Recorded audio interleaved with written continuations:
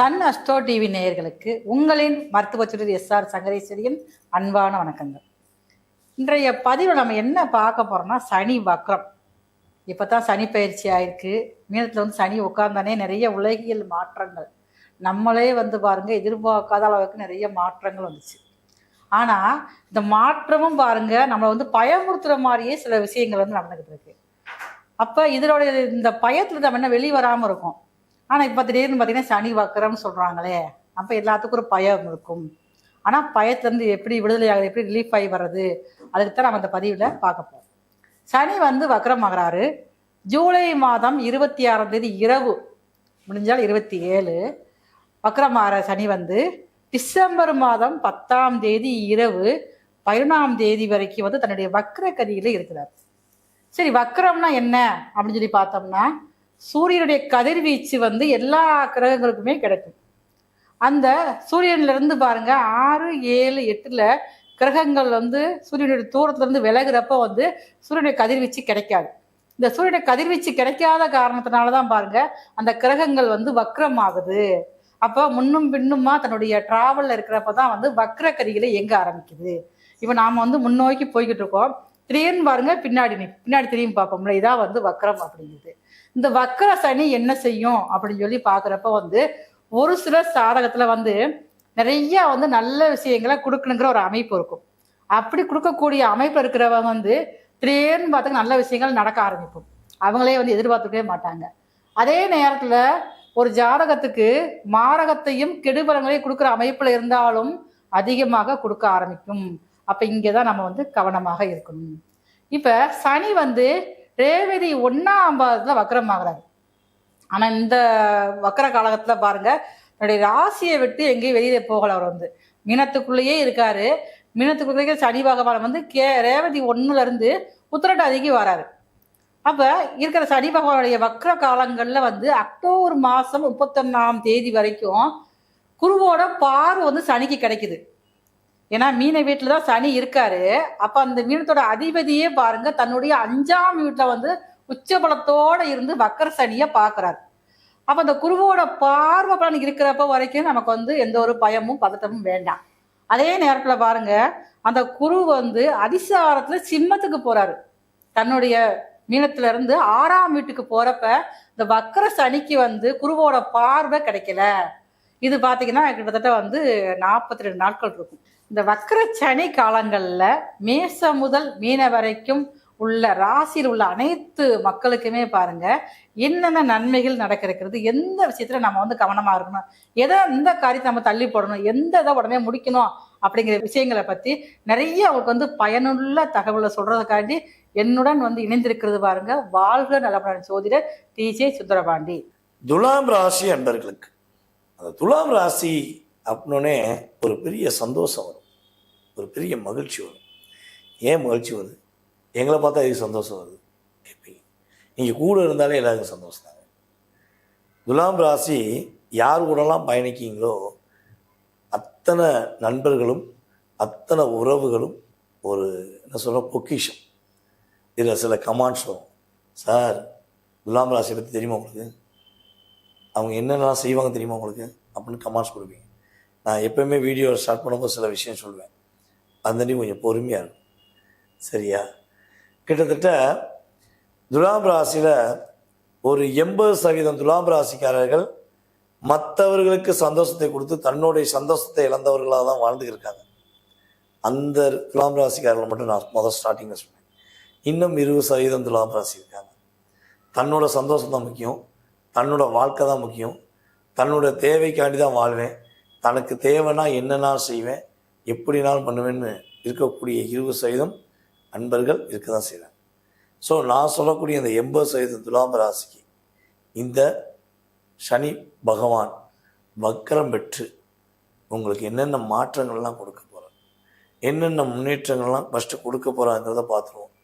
இந்த சனி பகவான் வக்கரம் பெற்று முன்னேற்றம் கொடுப்பாரா எப்படி சார் கேள்வி வரும். அதாவது பொதுவாகவே வந்து பார்த்திங்கன்னா சனி பகவானுக்கு எல்லாரையும் பிடிக்குதோ பிடிக்கலையோ உங்களை மட்டும் பிடிக்கும். ஏன்னா உங்கள் வீட்டில் தான் ஒரு உச்சம் பெற்றிருக்காரு. ஏன்னா நீங்கள் நிறைய பேருக்கு சந்தோஷத்தை கொடுத்துறீங்க, நீங்கள் சந்தோஷமே இல்லாமல் வாழ்ந்துக்கிருக்கீங்க. அப்போ இப்போ வக்கரம் பெற்ற சனி பகவான் உங்களுடைய ராசிக்கு 6ஆம் இடத்துல அமர்ந்து உங்களுடைய எல்லா விதமான போராட்டத்துக்கும் ஒரு விடிவு காலத்தை கொடுக்க போகிறாங்க. கிட்டத்தட்ட எதுவுமே தப்பு பண்ணலை, யாரையும் காயப்படுத்தலை, ஆனால் உங்களை மட்டும் காயப்படுத்துவதற்கு ஒரு கூட்டமே இருக்கும்.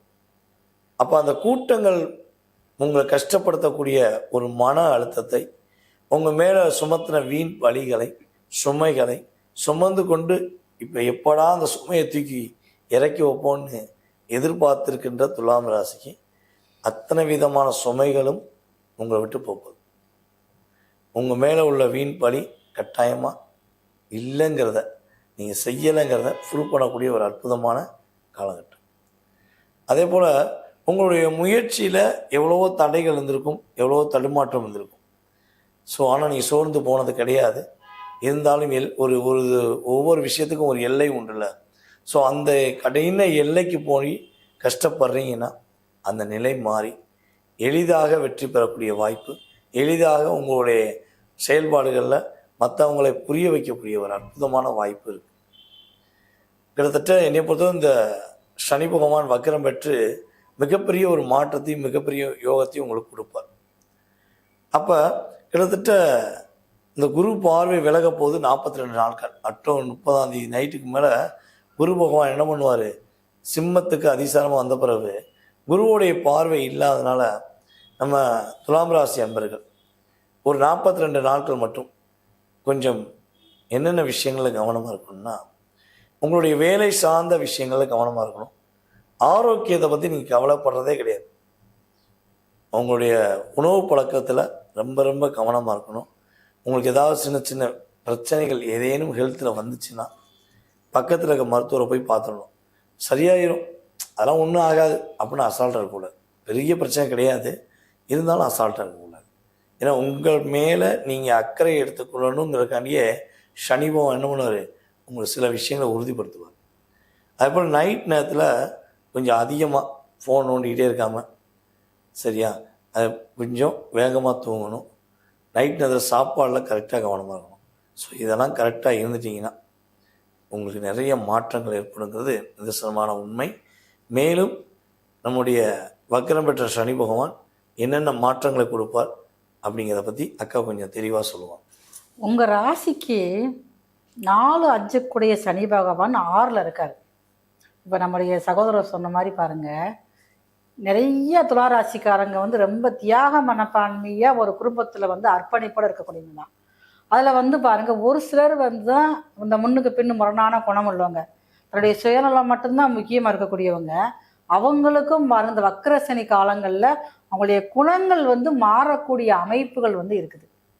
அது எப்படி அப்படின்னு சொல்லி கேட்டிங்கன்னா, இந்த வக்கரசனி காலங்கள்லேயே பாருங்கள், உங்கள் ராசிக்கு 3, 6 கூடிய குரு பகவான் உங்கள் ராசிக்கு 10ஆம் இடமான கர்மஸ்தானத்தில் அமர்ந்து உங்கள் ராசிக்கு 6ஆம் இடத்தை பார்க்குறாரு. அப்போ சில விஷயங்களில் இவங்க வந்து கொஞ்சம் அடிபட்டு செஞ்சு தான் மாறுவாங்க. அதே நேரங்களில் இந்த மாறக்கூடிய குரு பகவான் அக்டோபர் மாதம் 31ஆம் தேதிக்கு பாருங்க சிம்மத்துக்கு வராது. உங்கள் ராசிக்கு லாபஸ்தானமான சிம்மத்துக்கு வர்றப்ப இவருடைய பார்வையானது ரொம்ப வந்து பவர்ஃபுல்லாக இருக்கும். நான் சிம்மத்தில் உட்காந்து உங்கள் ராசிக்கு 3ஆம் இடத்தை பார்க்குறாரு. அதுவே ஒரு பெரிய விஷயந்தான். 3ஆம் இடத்தையும் பார்க்குறாரு, அதே நேரத்தில் உங்கள் ராசிக்கு 5ஆம் இடத்தையும் பார்ப்பாரு.